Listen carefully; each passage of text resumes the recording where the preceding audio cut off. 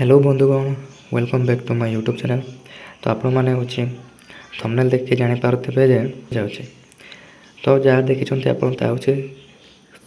Correct आउ ये जो कारण तरफ जो वैकेंसीटा आसी वैकेंसी आपण मान कौन सी एग्जाम देवार नहीं कौन से आप एग्जाम देवे नहीं और कौन सी इंटरव्यू देवे नहीं इंटरव्यू भी हम ना आप केवल डायरेक्ट जॉइनिंग करें तो चलते जाना ए विषय कौन सब क्वालिफिकेशन अच्छी कौन एज अच्छी कौन प्रोसेस अच्छी केते पोस्ट अच्छी सब ये वीडियो माध्यम डिटेल्स एनालिसिस करवा। देखो यहाँ हूँ आपंकर काली टू अप्लाई चली आटा हूँ लास्ट आपंकर 12/10/2025 पर्यंत रहा मैंने अक्टोबर 10 तारीख पर्यंत बुझीपारे। तो ये देखो डिटेल्स दिखाई तो यहाँ हूँ गोटे आपंकर एप्रेंटिक्स पोस्टा जमती कौन 3500 आसी। एप्रेंटिक्स माने कौन एप्रेंटिक्स माने हूँ आप गोटे वर्ष से मेंशन कर गोटे वर्ष चाकरी करेंगे तापर गोटे वर्ष पर आपको काट दिज्व बैंक रू बुझीपारे। तो जो मान नीड अच्छे से अप्लाई करेंगे अथच अन्य मैंने कर भी न पारती देखो ये सब हूँ टोटाल अच्छे बुझीपारे। यहाँ हूँ अंडमान आंध्र प्रदेश 242 अरुणाचल प्रदेश 500 एमती हूँ समस्त राज्यर अच्छे आम ओडिशा अच्छे। देखो आम ओडिशा हूँ 105टा पोस्ट अच्छे से हूँ आमर जो एससी मानकर हूँ 16टा अच्छी एसटी मानकर 23टा अच्छी 23टा आमती हूँ ओबीसी मानकर 12टा तापर सेमती हूँ ईडब्ल्यूएससी मानकर ईडब्ल्यूएस मानकर 10टा अच्छे आउ 10टा अच्छे तापर हूँ जनरल मानक 44टा अच्छे एमती आउ एनादर गोटे गोटे पोस्ट अच्छे बुझीपारे। तो आपण मैंने हूँ जो स्टेट बिलोंग करेंगे से स्टेट्र लोकल लैंग्वेज जानी दरकार। तो ये देखु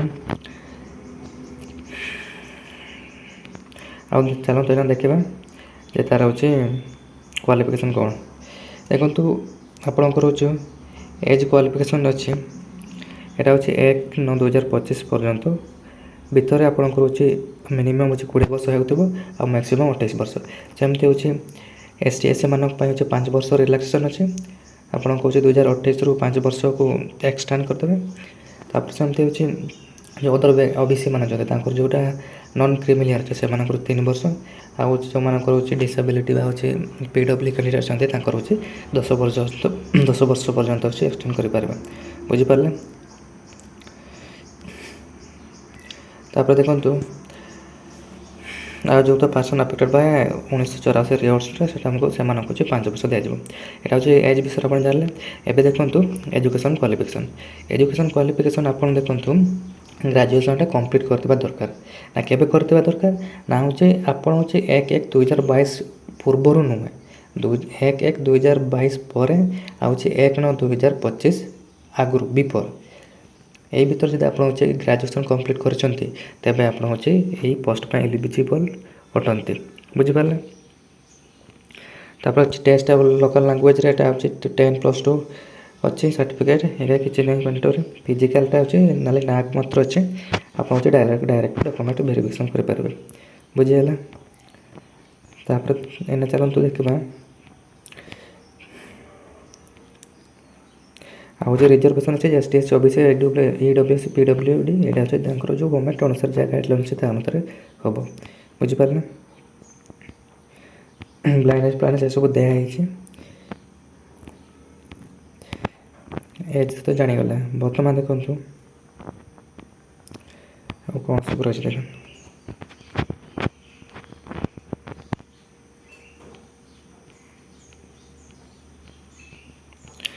देख सब आप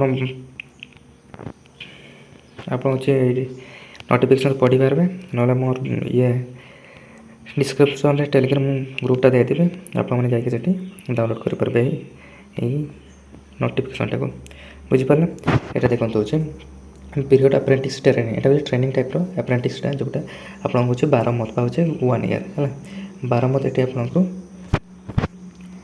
ଚାକିରି ଦିଆଯିବ ବା ହେଉଛି ଟ୍ରେନିଂ ଦିଆଯିବ। ତା ସହିତ ଆପଣଙ୍କୁ ବି ପଇସା ବି ଦିଆଯିବ ହେଲା, ଟଙ୍କା ମଧ୍ୟ ପାଇବେ। ଏଇଟା ହେଉଛି କାନାଡ଼ା ବ୍ୟାଙ୍କ ତରଫରୁ ହେଉଛି ଆପଣଙ୍କୁ 10,000 ଦେବ, 10,000 ଦେବ, 10,000 ଦେବ। ଆଉ ହେଉଛି ଗଭର୍ଣ୍ଣମେଣ୍ଟ ଆପଣଙ୍କୁ ହେଉଛି 5,000 ଦେବ। ବୁଝିପାରିଲେ, ମିଶିକି 15,000 ହେଉଛି।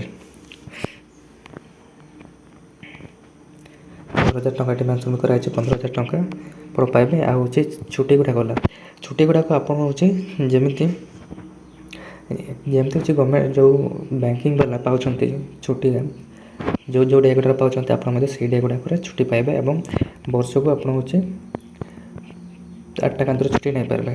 ବୁଝିପାରିଲେ।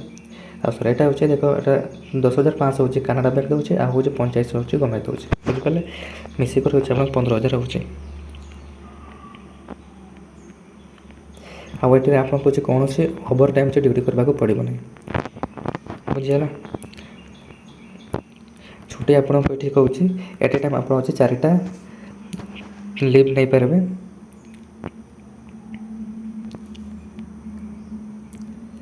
ତାପରେ ହେଉଛି ଆଉ ତ ଏସବୁ ଅଛି। ଆଉ ତାପରେ ଏଇଟା ଦେଖନ୍ତୁ, ଆପଣ certificate of after completion apprentice training NATS joint certification will be award to apprentice. ଆପଣ ଯେତେବେଳେ ହେଉଛି କମ୍ପ୍ଲିଟ୍ କରିବେ ସେତେବେଳେ ହେଉଛି ନାଟ୍ସ ତରଫରୁ ଆପଣଙ୍କୁ ଗୋଟେ ସାର୍ଟିଫିକେଟ୍ ଦିଆଯିବ, ଯେଉଁଟାକୁ ଫ୍ୟୁଚର୍ରେ ମଧ୍ୟ ଆପଣଙ୍କୁ ହେଲ୍ପଫୁଲ୍ ହେଇପାରିବ।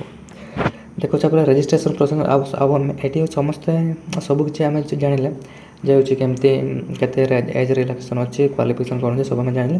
ବର୍ତ୍ତମାନ ଦେଖିବା ଆମେ ରେଜିଷ୍ଟ୍ରେସନ୍ ପ୍ରୋସେସ୍ ବା କେମିତି ଆପ୍ଲାଏ କରିବେ। ଦେଖନ୍ତୁ, ଆପଣ ହେଉଛି ପ୍ରଥମେ ହେଉଛି ଆପ୍ଲାଏ କରିବା ପୂର୍ବରୁ ଏଇ ଯେଉଁ ୱେବସାଇଟ୍ଟା ଅଛି www.natseducation.gov.in ଅଛି। ଏଠି ଆପଣ ପ୍ରଥମେ ହେଉଛି ID ପାସୱାର୍ଡ଼ କ୍ରିଏଟ୍ କରିବେ ବା ହେଉଛି ଏଠି ଏନରୋଲମେଣ୍ଟ କରିବେ। ତାପରେ ହେଉଛି ଆପଣ ଯାଇକି ଏଇ www.canada ବ୍ୟାଙ୍କରେ ଆପ୍ଲାଏ କରିପାରିବେ। ବୁଝିପାରିଲେ। ଡାଇରେକ୍ଟ ଆପଣ ଏଇ ଯେଉଁ ଲିଙ୍କଟା ଅଛି, ଏଇ ଲିଙ୍କରେ କ୍ଲିକ୍ କରିବେ। ତାପରେ ହେଉଛି କ୍ୟାରିୟର ଅପସନ୍କୁ ଯିବେ, ତାପରେ ସେଠି ରିକ୍ରୁଟମେଣ୍ଟ, ତାପରେ engage graduate apprentice Canada bank under articles act 1961 for 2025-26 ଅଛି। ଏଠି କ୍ଲିକ୍ କରିବେ। ତାପରେ ସେଠି ଅଛି ଯାହା ସବୁ ଅଛି ଆପ୍ଲାଏ ଫିଲ୍ଅପ୍ କରିବାକୁ, ସେଇଟା ସବୁ ଆପଣ ଫିଲ୍ଅପ୍ କରିଦେବେ। ବୁଝିପାରିଲେ। ତାପରେ ଏଠି ହେଉଛି କୌଣସି ପ୍ରକାର ଏକ୍ଜାମ୍ ନାହିଁ, ମୁଁ ପ୍ରଥମରୁ କହିସାରିଛି। ତାପରେ ଏଠି ହେଉଛି ଆପଣଙ୍କୁ କେବଳ ହେଉଛି ମାର୍କ ବେସିସ୍ ସିଲେକ୍ସନ୍ କରାଯିବ, ଯାହାର ମାର୍କ ବେଶୀ ସିଏ ହିଁ ପାଇବ। ବୁଝିପାରିଲେ। ଆଉ ଏଠି ବି ମେନସନ୍ କରିଦେଇଛି not minimum qualifying marks not be less than 60% ହେଲା, 60% ନୁହେଁ। ଆଉ ହେଉଛି ST SC PWD ମାନଙ୍କର 50% କମ୍ ହେଇନଥିବ, +2 ଆଉ 10+2 ମିଶିକି। ବୁଝିପାରିଲେ। ଏମିତି ସବୁ ଅଛି। ଦେଖନ୍ତୁ, ST SC ST PWD ମାନଙ୍କ ପାଇଁ କୌଣସି ପଇସା ଦେବାକୁ ପଡ଼ିବ ନାହିଁ। ଆଉ ଅନ୍ୟ ସମସ୍ତେ ରହିଲେ ଯେମିତିକି UR EWS ଏମାନଙ୍କ ପାଇଁ ହେଉଛି 500 ଟଙ୍କା ଆପ୍ଲିକେସନ୍ ଫି ଦେବାକୁ ପଡ଼ିବ। ବୁଝିହେଲା। ତ ଏତିକି ଥିଲା ଇନଫର୍ମେସନ୍। ଆଉ ଗୋଟେ ହେଉଛି ଲାଷ୍ଟରେ ଗୋଟେ ହେଉଛି ଆପଣଙ୍କୁ ହ୍ୟାଣ୍ଡ ରାଇଟିଂ ଡିକ୍ଲାରେସନ୍ ଫର୍ମ ମାନେ ଅପଲୋଡ଼ କରିବାକୁ ପଡ଼ିବ। ସେଇ ଆପ୍ଲିକେସନ୍ ଫର୍ମଟା କେଉଁଠି ପାଇବେ ନା ଅଛି ଏଇଠି ଲେଖା ଅଛି। ଦେଖନ୍ତୁ, ଏଇଟାକୁ ଆପଣ ହେଉଛି ଲେଖିକି ହେଉଛି ଖାତାରେ ଲେଖିବେ, ତାପରେ ଏଇଟା ଫଟୋ କରିକି ଅପଲୋଡ଼ କରିବେ। ବୁଝିପାରିଲେ। ଏତିକି ହେଲା ପ୍ରୋସେସ୍। ଆଶା କରିବି ମୁଁ ଆପଣମାନଙ୍କୁ ଠିକ୍ ଇନଫର୍ମେସନ୍ ଦେଇପାରୁଥିବି। ଯଦି ଆପଣମାନେ ହେଉଛି ଆପ୍ଲାଏ କେମିତି କରନ୍ତି ତା ବିଷୟରେ ଭିଡ଼ିଓ ବନାଇବାକୁ ଚାହିଁଥିଲେ ମୋତେ ହେଉଛି କମେଣ୍ଟରେ ମେସେଜ୍ କରିଦେବେ। ମୁଁ ଆପଣମାନଙ୍କ ପାଇଁ ଗୋଟେ ଅଛି ଭିଡ଼ିଓ ମଧ୍ୟ ଆପ୍ଲାଏ କରିବା ପାଇଁ ବନେଇଦେବି। ବୁଝିପାରିଲେ। ରହିଲି। ଜୟ ଜଗନ୍ନାଥ।